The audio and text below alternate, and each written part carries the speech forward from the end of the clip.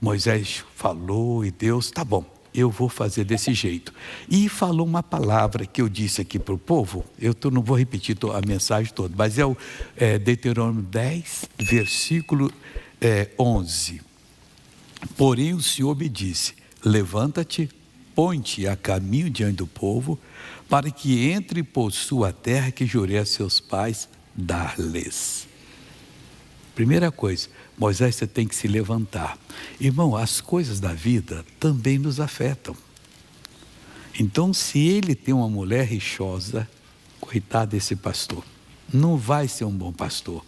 Ela tem que ser uma mulher à altura do pastor. Esqueça que ela casou com um servo de Deus. Antes de casar, eu disse um dia para a dona Madalena, escuta, vamos falar sério aqui. A gente está caminhando para o casamento. Eu acho melhor a gente parar esse noivado, acabar, porque eu sou diferente dos outros homens. Se Deus me colocar no centro da Amazônia e nunca me tirar de lá, eu vou morrer lá, pregando o Evangelho. E você vai ter que ir comigo. Se você não for, como é que vai ser? Não, eu vou e tal. Foi problema seu, hein? Então você está falando diante de Deus. Uma coisa séria. Eu falei sério. Falei sério também com a médica dela. Quando ela teve o 5º filho, a doutora disse, pastor, nós temos que parar. Porque a sua mulher não pode ter mais filho. Por que você diz isso? Aí ela disse, porque o útero dela está igual uma folha de papel. Esse eu estou com medo de não chegar ao término. Os outros vão todo mundo para o cemitério. Só está falando diante de Deus? Que eu sou homem de Deus. Tá, então a culpa será da senhora.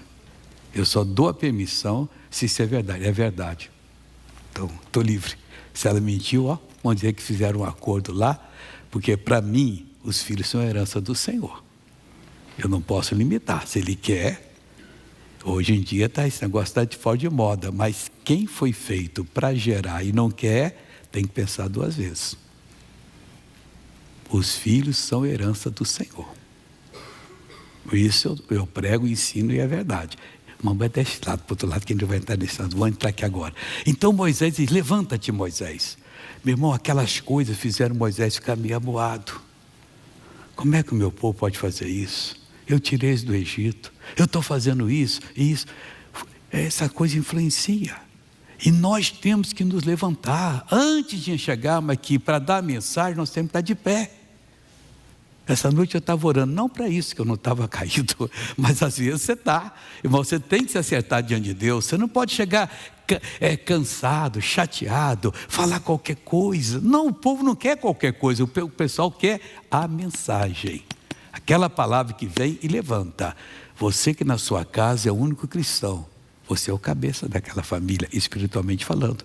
A senhora, o marido é o cabeça de casa. Está escrito na Bíblia.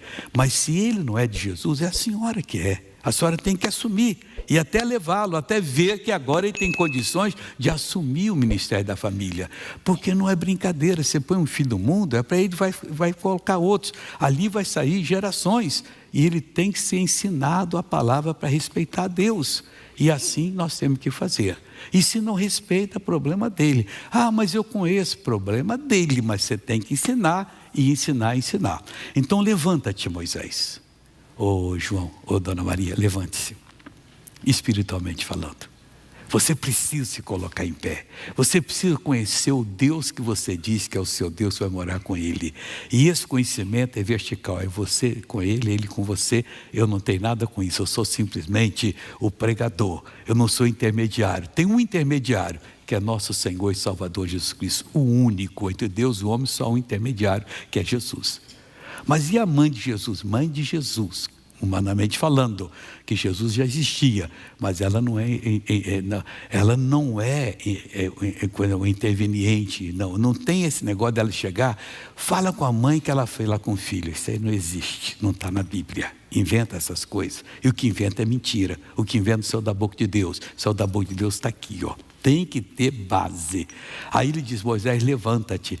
O desânimo já devia estar tomando conta. Tá bom, eu vou assumir agora de novo. Sabe o que Deus fez? Deu um castigo para ele. Agora você vai pegar 2 pedras, vai lavrar, vai lisar a pedra para eu escrever de novo os mandamentos.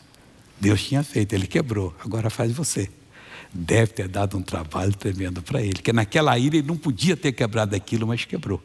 Aí diz aqui: levanta-te e põe-te a caminho. Tem que se colocar a caminho. Nós sempre temos que estar a caminho de Deus. Temos um problema, primeira coisa, eu vou orar a Deus. Mas tá fácil, eu sei, mas eu quero um tempo para orar a Deus. Eu quero sentir a resposta de Deus. E se ela for contrária, meu irmão, não pega, porque não vai dar certo. Quando nós compramos esse aqui para essa igreja, o pastor Jaime, um outro irmão que já está na eternidade, tinha encontrado aqui na Duque de Caxias ali, esqueci o nome do lado do posto de gasolina, um local para fazer igreja. Mas me falaram tão bem que eu fui achando que realmente tinha encontrado o local. Falei, então vamos lá ver. E estava alegre, mas eu estou a caminho, estou orando a Deus. Quando eu cheguei lá, era uma linguiça, estreita e comprida. E quando é assim, estreita e comprida, lá igual daquele negócio de túnel. Você parece que lá na saída do túnel, você vai ter que o carro agachar para passar. Eu falei, não dá certo aqui. Embaixo era estacionamento. Aí, vão pegar missionário? Não vão não. Ô missionário, nós estamos precisando tanto, é verdade. Mas Deus vai nos dar o negócio. Não é isso. Aí pastor Jaime, que é espiritual também, tá bom. Vamos esperar de Deus. 2 meses depois, nós fizemos um negócio aqui, irmão. Você vem aqui tão cômodo, tão fácil, mas se eu tivesse apressado, não seria a mesma coisa. Então tem que esperar o sinal verde de Deus. Põe-te a caminho, você tem que pôr a caminho, que Ele vai dirigir. O que diz o Salmo 32:8? Instruir-te-ei, ensinar-te-ei no caminho que deves seguir. Mas você tem que pôr o caminho, Ele vai te ensinar. E sabe o que Ele fala mais? Guiar-te-ei com os meus olhos. Os olhos dele são perfeitos, irmão. Não tem nada que Deus não veja. Você está no mundo comercial, não, eu estou ali, sou um dizimista da igreja, tenho prazer de dar umas boas ofertas, Deus está me prosperando, então continue assim. Deus vai dirigir, você vai tornar-se uma potência, que a obra dele precisa. Você está fazendo o quê? Eu estou no ramo da medicina, da engenharia, de tanto ramo aí do direito. Então faça tudo direito. Não age como os outros agem, não, mentindo não. Faça a coisa direitinho que você vai ter a aprovação do Senhor Deus. Levanta-te, põe-te a caminho diante do povo. Não fica escondido não. O povo tem que saber que você está tomando a decisão. Para que entre por sua terra, que jurei a teus pais dar-lhe, que é o Evangelho.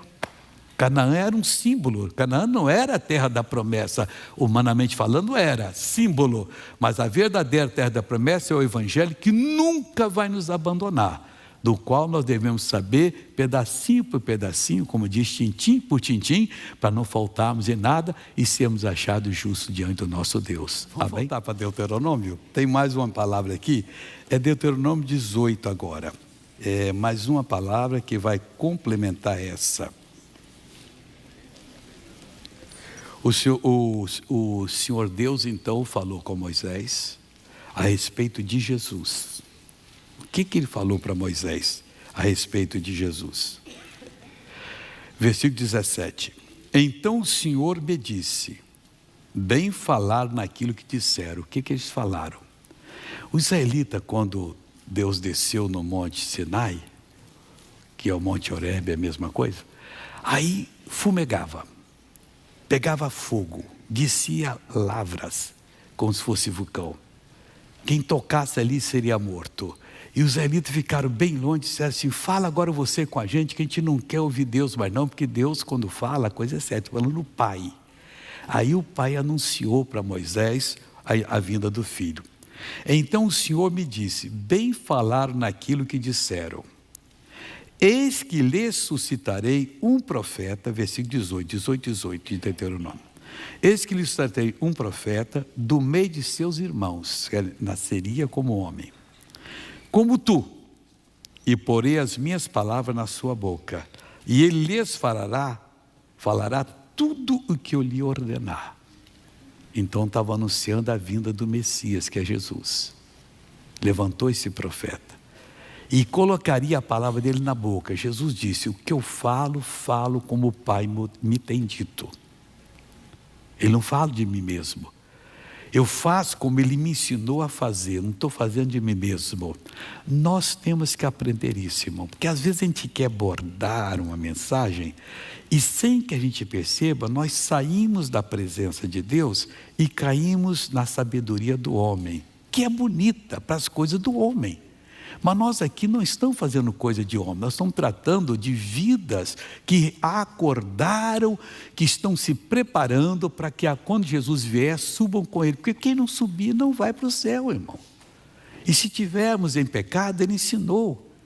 Ele comparou a igreja dele como 10 virgens que iriam entrar para o casamento. Ele é o noivo, a igreja é a noiva, simbolicamente. E ele, das 10, 5 não tinham azeite e não puderam entrar. Foram tentar comprar. Quando voltaram, a porta estava fechada. Metade não subiu. A gente está aqui para se preparar, para vivermos aqui bem, prosperarmos, mostrarmos quem é Deus, vermos os milagres que Ele faz e aí então chegarmos diante dEle. Aí Ele diz aqui: eu lhe suscitarei um profeta do meio de seus irmãos, como tu, e porei as minhas palavras na sua boca, e ele lhes falará tudo o que eu ordenar. O que ele não falou, ele não ordenou. Ele disse para os discípulos o seguinte: ainda tenho muita coisa que lhes dizer, mas você não pode suportar agora. Aí vieram os apóstolos, principalmente o Paulo, o Pedro também, o João, falaram, e deram a complementação do que tinha que dar. O dia que a Bíblia fechou, fechou. Deus não fala mais nada novo, tudo está dentro desse livro. Isso aqui é a sabedoria de quem criou todas as coisas. Aqui dentro você aprende como se foi dito ontem. E daqui a 1000 anos, se houver 1000 anos mais, a quem estiver pregando, vivendo com Cristo, vai aprender daquilo que Ele falou no tempo da que a Bíblia está sendo escrita. Nenhum de nós, por mais sábio que seja, pode acrescentar uma palavra aqui. E se acrescentar, seriam acrescentadas todas as pragas que estão escritas na Bíblia. Está lá Apocalipse 22, no finalzinho da Bíblia, você vai ver do versículo 18 em diante, o que diz. Aí diz assim: e será que qualquer que não ouvir as minhas palavras, que ele falar em meu nome, eu o requererei dele, da pessoa. O profeta que é Jesus, que se viria, que é o próprio Deus na pessoa do Filho. Era o único que tinha condição, porque não havia um justo, um sequer. Ninguém dava para poder representar Deus como ele deveria ser representado. Jesus é a perfeição de Deus, Ele é a imagem do Pai. Ele, o Pai e o Espírito Santo formam um único Deus, mas são 3 pessoas distintas. A missão do Espírito Santo não é glorificar a si. Você não tem que adorar, eu te adoro, Espírito Santo. Não está falando isso na Bíblia. Jesus disse: Ele me glorificará, porque há de receber do que é meu e anunciará a vocês.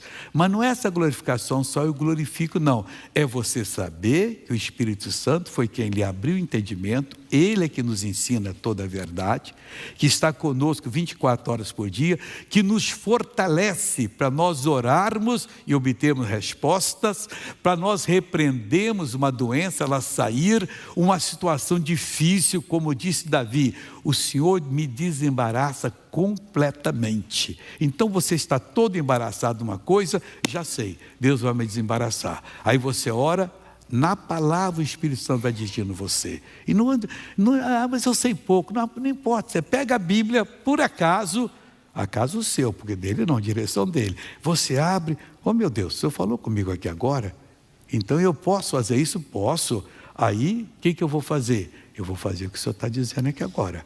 E graças a Deus, muito obrigado. Ele dirige todos nós, irmãos. Mas temos que estar na igreja, temos que estar aprendendo, ouvindo a palavra do Senhor. Então o 19 diz: e qualquer que não ouvir as minhas palavras, que ele falar em meu nome, eu o requererei dele. E Deus vai requerer de a pessoa que realmente não está dando ouvido ao Senhor Deus.